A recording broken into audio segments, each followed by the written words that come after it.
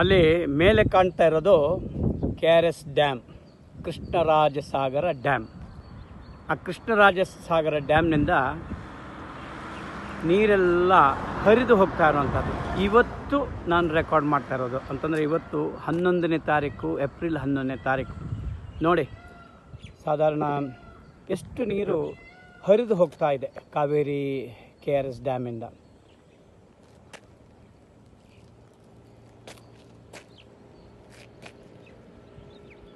ಇದು supreme court order ಪ್ರಕಾರ ನಮ್ಮ KRS ಡ್ಯಾಮಿಂದ ನಾವು ಕರ್ನಾಟಕ ಸರ್ಕಾರ ಬಿಡಲೇಬೇಕಾದಂತಹ ನೀರು. ಇದು ತಮಿಳುನಾಡಿಗೆ ಕುಡಿಯೋದಕ್ಕಲ್ಲ, ಇದು ಎರಡನೇ ಕೃಷಿ ಮಾಡೋದಕ್ಕೆ.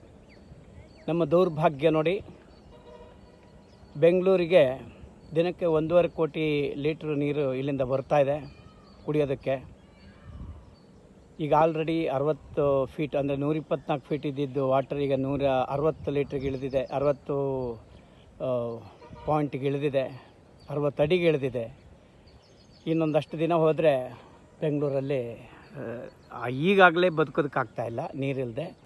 ಖಂಡಿತ ಇನ್ನೊಂದು ಮಳೆ ಬರಲಿಲ್ಲ ಅಂತಂದರೆ ನಮ್ಮ ಬೆಂಗಳೂರಿನ ಪರಿಸ್ಥಿತಿ ಮಾತ್ರ ಅಲ್ಲ, ಇಲ್ಲಿನ ಲೋಕಲ್ ಏನು ಕೃಷಿಕರಿಗೂ ಕೂಡ ನೀರಿಲ್ಲ.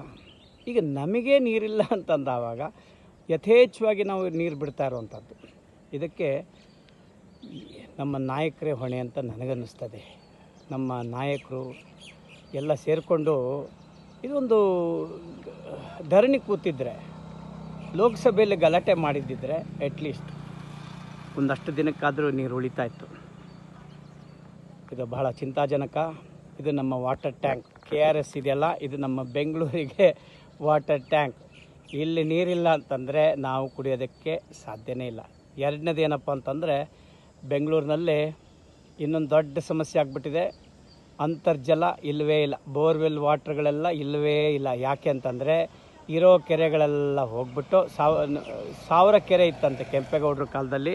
ಈಗ ಒಂದು 50-60 ಕೆರೆಗಳು ಉಳ್ಕೊಂಡಿದೆ.